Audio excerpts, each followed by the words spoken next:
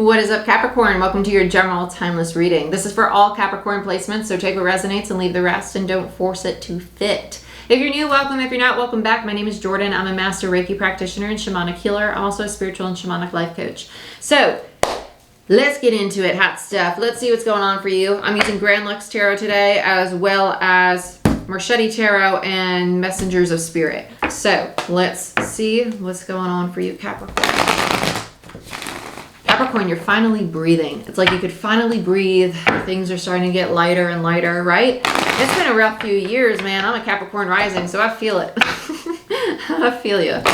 Let's see what else we got going on for you, Capricorn. Okay, some of you are moving. Okay, and some of you it's a new job. New job, or you're restructuring your current job or the position that you have. So let's see what's going on for you. Capricorn, very material focused, very world focused. Okay, we have a relationship kind of on the outskirts of all this. I don't want to call it chaos, but I feel like you got a lot going on and a lot that you are taking care of for yourself and your own goals. There's a relationship on the outskirts of it though. Yeah, Page of Pentacles. So Page of Pentacles is really fitting because we're coming out of Mercury retrograde. It is my card of reviewing, which is retrograde, right? Retrogrades are a review. Reviewing the material world, reviewing how you built things, how you invested in things, including yourself and your relationships and your material world. Your money. Yeah. Also your health though. Your health. So you might be actually implementing a new workout regimen as well. Let's see what else we got for you, Capricorn. The Hangman in reverse. You're very used to being in charge and in control of things, and right now you know that you need to surrender because there's change that's happening outside of your control. I like this though. It's helping you get to a place where you're like, okay, it's still heavy, but I know I could practice on releasing the heaviness, and that's the purpose of it. The purpose is for you to learn how to release burdens, or how to release the heaviness that comes with knowing that something is outside of your control. Even if you don't see what the change is, you might feel like, ooh, something's about to hit the fan. Yeah, Knight of Swords. Yeah, it's the unknown. It's like, I want to take action. I want to say these things, but it's like right over your head. Like, now I don't know what it is, but I feel the need to. Yeah, there's the unknown. The High Priestess, which is literally Spirit's card of the unknown, but also it's what's hidden beyond the veil, what Spirit is not showing you quite yet. And the purpose, this is funny. Don't worry about what it is. I know you are worried about what it is. I'm right there with you. But with the Seven of Swords here, the purpose of this is to sit with the uncomfortable of the unknown. Because the unknown is not good nor bad. It just is. It just is, right? You don't know what I'm going to say in the next 5 seconds. But I hope you're not feeling fear in this moment. But even if you are, maybe tell yourself, wait, no, it's going to be great. It's going to be exciting. When you start to perceive the unknown as a gift, like a present you open up on a holiday. Or a present you open up on your birthday. You don't know what's in it, but maybe it's a puppy. Maybe it's a pair of socks. But either way, look at it with excitement. Because when you start to look at the unknown with fear, you're telling the universe that that's what you're ready to attract. It's asking you to tap into your fun, your lighthearted, your playful side. Knowing that the universe is always bringing you something that is abundant, something that is joyful, something that is loving, and something that's supportive. Looks like somebody about to tie the knot. You got the Lovers and the frickin' Four of Wands. The Four of Wands is indicative of solid foundations. A lot of people call it the card of marriage. It is known for being the card of parties and celebrations, solid foundations, having the four corners stabilized. With the Lovers here on top of it though, that does speak to a union, a very long-term commitment of a union. So it could be marriage, but I'm not one to say proposal unless I have a specific card with it. So, and that specific card ain't freaking there, so we ain't gonna go there. But you got a relationship on the outskirts hanging around. Meanwhile, you're like, let me cleanse all this chaos around me.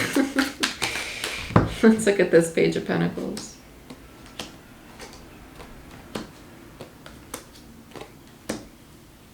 Ooh, you so badly want to. Yeah, when things are outside of your control, it's like, I want to run. Just let me go away. Let me get out of here. Let me create some kind of change to itch this scratch of change that you feel. Yeah, you're being challenged to sit with it. Just sit with it. It's not even bad. It's not bad. I'm trying to look at me. It's not bad. It's not bad. It's teaching you to have a healthy masculine energy, an energy in which you know how to create, you know how to build, and you know how to be reliable, even through the unknown. Tell yourself, I am unshakable. I am unshakable. Nothing phases me. I ebb and flow and adapt with ease. With ease and grace. You know what I'm saying? Let's look at the Hangman. 6 of Wands. Way too many. I'll take the top one. 5 of Swords. Okay. Yeah. You're like, I'll stomp over anybody to succeed. Even though your conscious mind and your heart are like, no, I wouldn't do that. There's part of you that the fear would, though. The fear's like, oh, I'm going to have to, yeah. Because you feel the new beginning. And it's almost like, am I going to get betrayed? Do I have to defend myself? No. Your partner's going to help you with this. Or the partner who's coming in is going to help you with this new beginning. It's going to be very successful. Let's look at the Chariot in reverse for Capricorn. Strength in reverse. Yeah, it's just very triggering. Whatever direction you two are moving in, it's very triggering for you. It's making you feel like the purpose of it is to challenge you to tame your ego, right? The ego is our fears, limiting beliefs, and insecurities. It's quite literally the feminine petting the lion, right? The gentle feminine petting the inner frickin' beast that's pissed off, anger, or fear, okay? Cool your jets. Cool your jets. Everything's going to be fine. Let's see where the Chariot's trying to take you. To your ego. This is arrogance. King of Wands in reverse to me is someone who's a little cocky, arrogant, and listen, I'm not saying that you are. It means that there's a part of you that feels this way, and this could be like if you feel like someone's challenging your intelligence, you might be like, almost like, kind of like gaslighting a little bit, because you don't want to feel that way about yourself or attach to that limiting belief, so you throw it right back at them. That's the contract that you're ending. You're ending the heaviness, the burden, right? It's realizing I can't control what other people think, what other people say. I love myself, and I'm learning to be graceful and receptive with myself. Yeah, you're going to start to get a lot of clarity on why you have these like impulsive thoughts of like aggression or like wanting to fight back with people. And part of it is really rooted in this fear of not having control, or a fear of not being okay receiving help or giving the control to another. So being in the feminine, right? Because the masculine would lead, then the feminine would follow. And at times the feminine leads and the masculine follows. You're being taught the dance of your duality. That's probably going to be the title of your reading. The dance of your duality. Yeah, because you're learning to be in your masculine, but also receive in your feminine. You're learning to be in a healthy ego versus one rooted in fear and distortion. Because a healthy ego is very confident, but everything ebbs and flows. You could have a really healthy ego, but still experience excessive fear and anxiety. It's just a part of you that still needs love. That's okay, because you're moving out of it. Bam, bam. Between the 6 and the Ace is the 5 of Swords, and the 5 of Swords is on what you need to surrender to, right? Surrender to the fact that you're going to have this victory, but it's going to come in partnership with somebody else, and it's going to lead you to a new beginning. And you probably don't know what that new beginning is, but you got to release the heaviness of it. Let's look at the High Priestess. The Hermit. Yeah. What was that? And you have the 9 of Wands.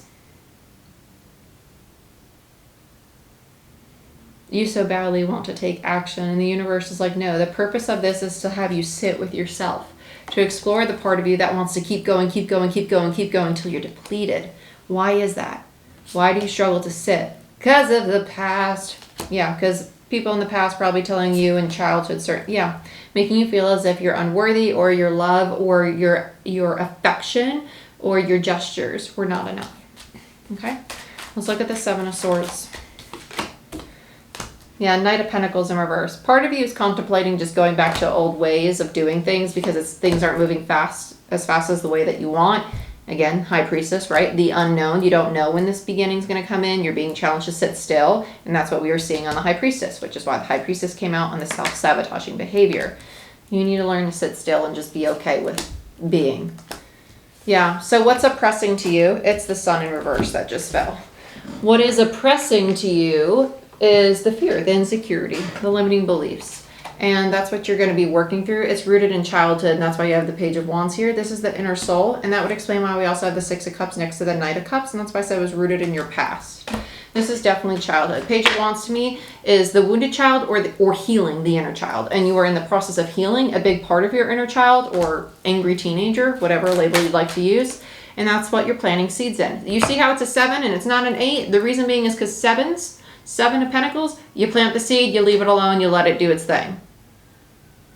You don't try and keep going and going, going, going. You might like, as an 8 of Pentacles, this would show up as you beating yourself over the head because you're not healing on the time that you want to heal. No, just ebb and flow. You can heal and still be productive. And healing does not mean that you become the best version of yourself. Healing means that you accept the part of you that is hurt or wounded or feels rejected or is angry or fearful. Let's look at the Lovers. You have the Wheel of Fortune in reverse and Judgment. Yeah, you're in the midst of the change. You're in the midst of things changing. It's in Divine's control, and it's meant for you with the Judgment card. And it has to do with that relationship and the choices you're making.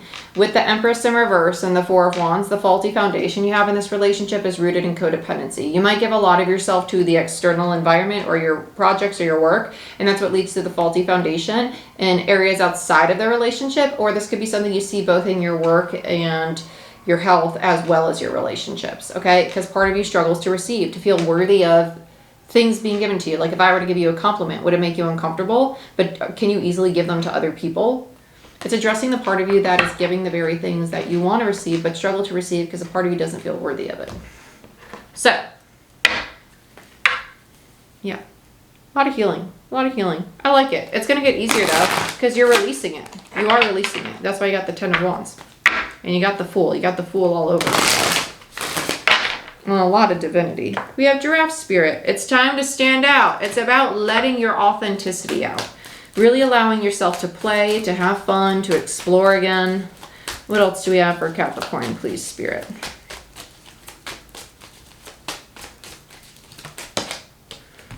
Higher self. Your life purpose is calling. It's in reverse. Get out of the head. Get into your heart. Get into your soul's energy. And then balance all 3 of them together.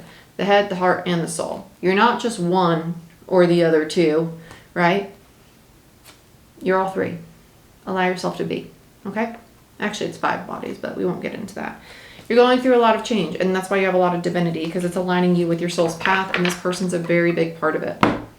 I love you, my dear. This is what I have for you. If you want a personal reading or Reiki session, book it down below. I have my Yasui Reiki certification for levels 1 and 2 on May 20th via Zoom, so anybody in the globe can join that class. There's still a few spots available, so go ahead and check that out.